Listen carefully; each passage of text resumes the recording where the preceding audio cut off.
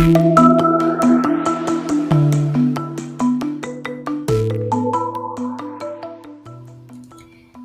my name is Suhani, a student reporter with Invention Convention Worldwide. I'm excited to introduce my guest, Arnav, an 8th grader from Illinois. Arnav's most recent invention, BlindSpace, won Most Innovative Award, which is the Best of Show Award, presented by RTX at RTX Invention Convention U.S. Nationals 2024. He also won the Health and Medical Award presented by the Danaher Foundation and the Patent Application Award presented by Wilmer Hale. Finally, at Invention Convention Americas 2024, also presented by RTX, he won first place in the 6th through 8th grade category. Congratulations, Arnav, and welcome. Thank you so much for having me today, and I'm really excited to be doing this interview. Yeah, of course. I'm super excited to talk to you as well. So why don't we start off by you telling me a little bit about the problem that your invention is solving and how your invention works? Yeah, so it's very hard for the blind and visually impaired to navigate the world around them. They don't know too much about the environment that they're in, and that's what I'm really trying to help them be more independent when they go out into the world. And the idea is that auditory descriptions of their environment with the right amount of information and the correct type of information would be very useful for them to get these to understand a little more about what's around them. And how it works is on their walking stick there will be a button. When they click that button, a phone on their chest will take an image. That image is then sent to the cloud where it's processed by an AI model and returned back to the visually impaired person where it's played in their ear. And so, yeah, these auditory descriptions would really help them get those key details about their environment. And and I've really focused on having them have the correct information that's really useful for them in their environment. That sounds awesome, and I know it sounds incredibly helpful for someone who would be in that situation. So I'm wondering what inspired you to pursue this? Yeah, so I was volunteering for an app called Be My Eyes, and the basis of the app was connecting blind people with sighted people for help with small everyday tasks. And while I was volunteering, I was connected with many visually impaired people who had these small everyday questions that they had to go and ask different people on this app for. And then that's when it struck me that there has to be a better way for them to get answers to these questions. And then I started looking for solutions, and that's how I was inspired to create BlindSpace. I actually volunteered for the same app, and I know there's nothing more rewarding than picking up that call and actually being able to help someone right then and Yeah, there. yeah. All right. So, can you tell me a little bit about the process that you went through to create this invention? Was this your first invention, and what were the learnings like? Yeah, so I've been inventing for many years before this. I started my first invention in fifth grade, which was a reading platform called Bookmania that helped teachers keep track of their students' reading. And since then, I've continued inventing each year. And BlindSpace was, I think, my fourth year of participating in Invention Convention. And I started the process by actually like brainstorming different solutions to the problem that I had. And once I chose, after looking at many solutions, I chose my like phone description solution because I thought that descriptions would be very valuable for them. And also, I chose to have it include the phone because a lot of blind people already have phones, so it would make the invention much more like available to many people. And the phone already had all the necessary technologies like a camera, it had Bluetooth connectivity, it had a cellular service that the blind person would already have. So that's just what made it very convenient for me to use the phone in my invention. And then after I chose this path going forward, I actually drew out what I wanted my invention to look like. And once I had a design, I moved on to actually building and then testing. And that was like a continuous process of iterative development where I was building, testing, getting feedback, and starting back up. So, like you're saying, building, testing, and you have to do that over and over again, which can be something that's honestly the biggest struggle for most people throughout the invention process. So, can you tell me a little bit about what that specific part of the process was like? How was that a struggle for you? And maybe how you took learnings from previous inventions and applied them to this one? Yeah. So while building, there were a lot of challenges for me because, I mean, the AI model in the cloud required lots of computational power, and it also getting it to output what's really useful for them was also another challenge. So I what I had learned is that from my previous inventions is that it's really helpful to go out and talk to people, talk to your target market, because they're the ones who are going to actually use your invention. So that's what, like, it's very useful to go out and talk to them. So I was talking to many different blind people to understand what's really important for them. What are they looking for in an invention like this? And that really influenced my design and building process. And really, after I would have, so I would go out, I would tweak the AI model, and then I would show it to the blind people, get their feedback, tweak it again, and it's still I'm continuously iterating on this AI model. And then the other challenge was really, yes, it was the computational power required by the AI model, and I had to research a lot, go and talk to many different like server server services. And I finally found Hugging Face, which allowed me to host my AI model.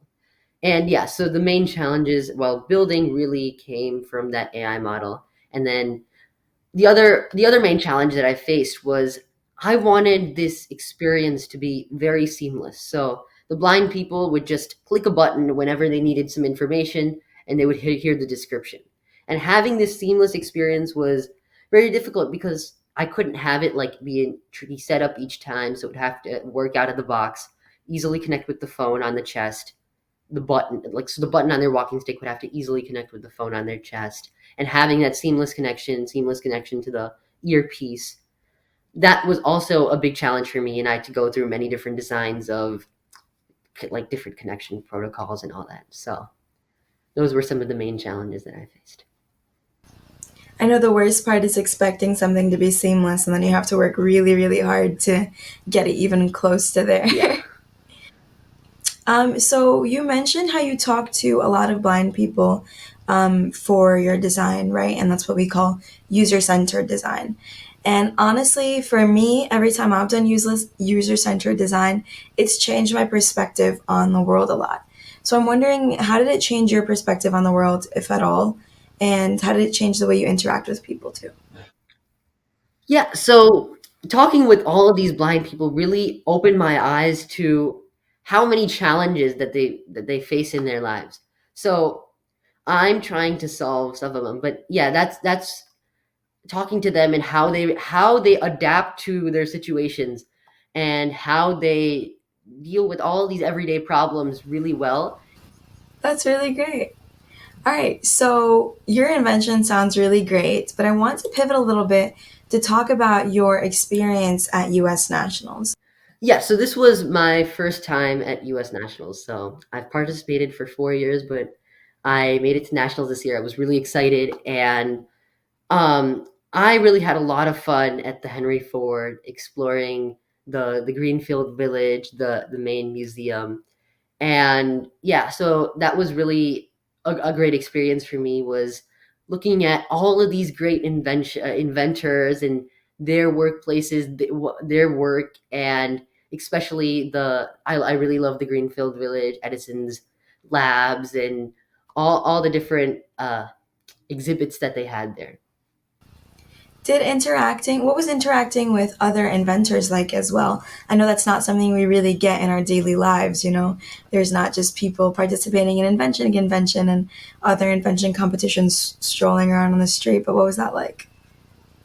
Yeah, it was really great because I met like a lot of like-minded people, like all of these inventors all in one place, and all of them have been working on their passions there and solving different problems that are all important, and really meeting all of these people, understanding their work and understanding how they were similar to me.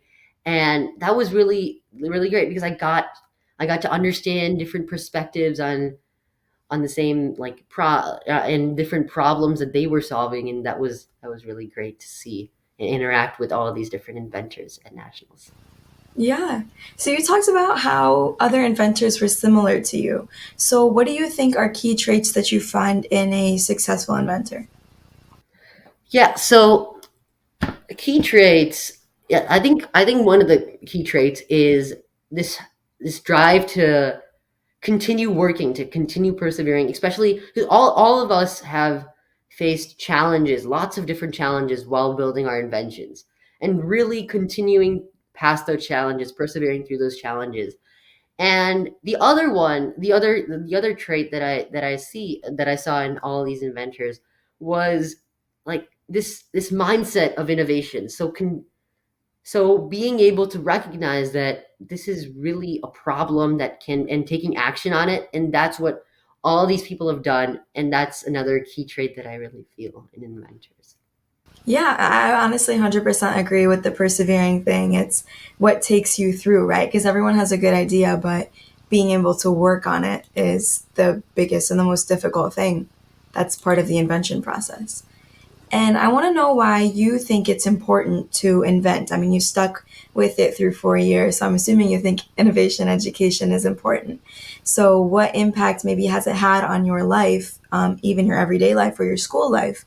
And why is it important for others as well? Yeah, I really feel that invention has had a big impact on my life because I really learned to recognize problems in the world and take action. So really understanding that okay, this is a problem, and then seeing it as an opportunity to go forward and solve, and seeing it as an opportunity that can be like that this problem can be solved. And I also feel that invention convention has taught me the process of invention, the process of solving a problem, that you should start by researching it, then designing a solution, then building, and then this cycle of iterative development.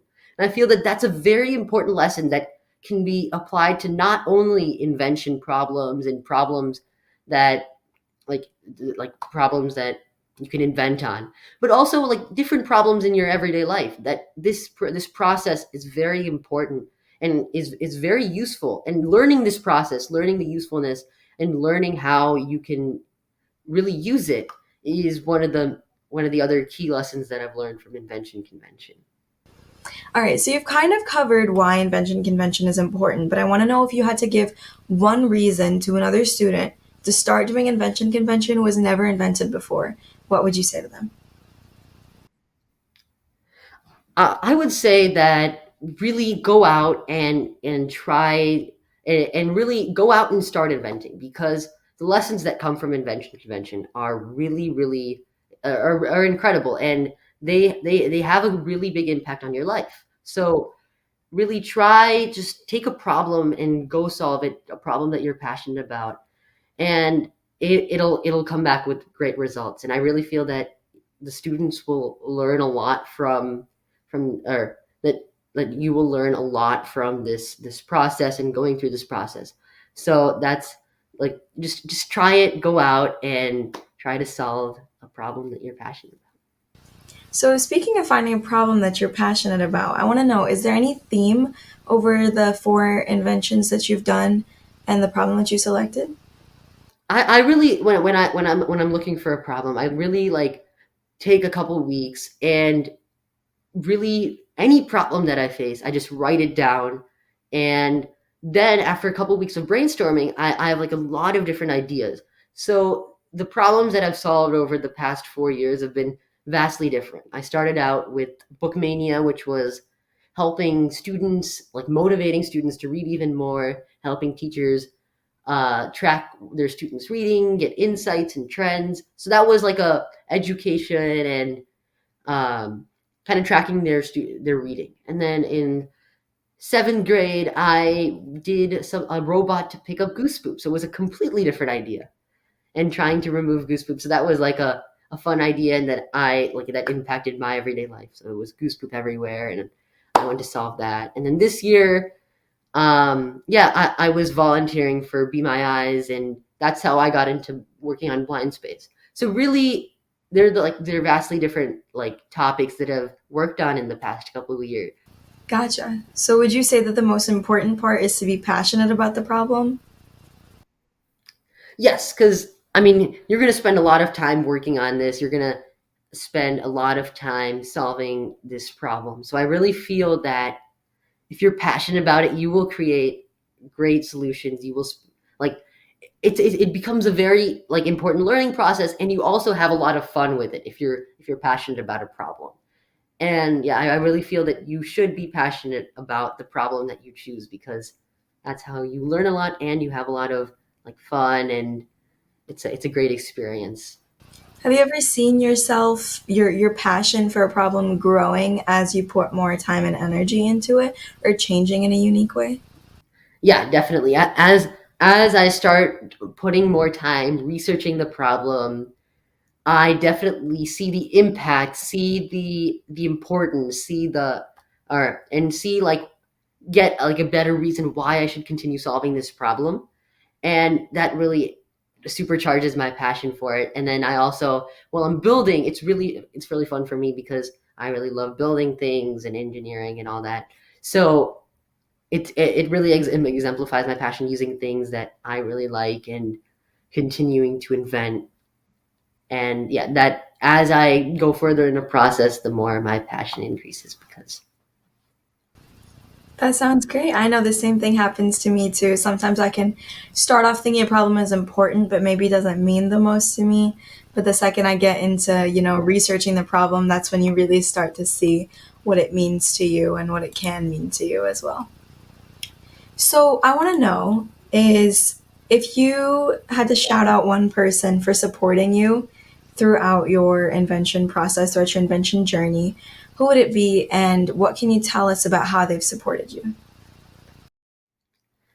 yeah, definitely my parents. They were with me on every step of the way. Every problem that I had, they pushed me to go forward, and they really helped me out with this entire process. So they yeah, I yeah, if they were so I would really thank them for helping me, pushing me forward, and really um yeah, they were really helpful throughout this process. Can you give some advice to someone who wants to support an inventor? Yeah, so definitely when they hit a roadblock, just push them forward, push them or like not but like help them, encourage them to go forward with this process because obviously, especially for like if you haven't done inventing before, it may seem like a very daunting task. It may seem that oh, you're going nowhere, but really if you keep working on it, if you keep working on it, you you will get through whatever challenges that you have and really that like little boost that they need in those times. Right, because like we said, perseverance is the biggest thing in an invention process, right? Yeah. So I want to know, do you have any plans for what you wanted to do in the future? And has Invention Convention shaped those plans at all? Yeah, because invention convention, especially from like when I started, I it really developed my passion for like I for coding and engineering because I wasn't really into that before, but now when I needed it to actually build my invention, I started coding and now I really love coding and building things. So it really built up my passion for that. And I don't have any like set vision for what I want to do in the future, but right now I'm really liking like engineering and technology, but we'll see where I go. I don't know. I don't have like a set vision. Yeah. And we're excited to see where you go as well. Would you say that application is the biggest part of Invention Convention that has helped you be passionate about your problems and your coding and engineering? Yeah, definitely. I mean, it really gives you like students hands-on experience with this whole process. And then they actually, while they're building their solutions, they get a whole another world of lessons, like how what materials do I need, and researching the materials, and then oh, I need to build this, and then they can like if they're doing like a circuitry, they learn to solder and all that. And really, it gives them so many lessons while they're building, while they're following this process, that rather than just sitting in a classroom, it gives them this hands-on experience, which is invaluable. And that's what they really keep throughout their life. And they've learned all these different skills through this process. And I feel that that's very, very impactful. And rather than just sitting in a classroom and learning about these things. That sounds great. And I know that a lot of teachers are trying to implement invention learning into their classroom now too, to, kind of bridge the gap between the two. So it's been really, really great to hear from you as a seasoned inventor. Congratulations on everything. And is there anything else that you'd like to share with the audience? No, thank you so much for having me. And this was very exciting. Of course. On behalf of all of us at Invention Convention Worldwide, thank you, Arnav, for joining me. Be sure to check out our other student inventor interviews on our YouTube channel. Until next time.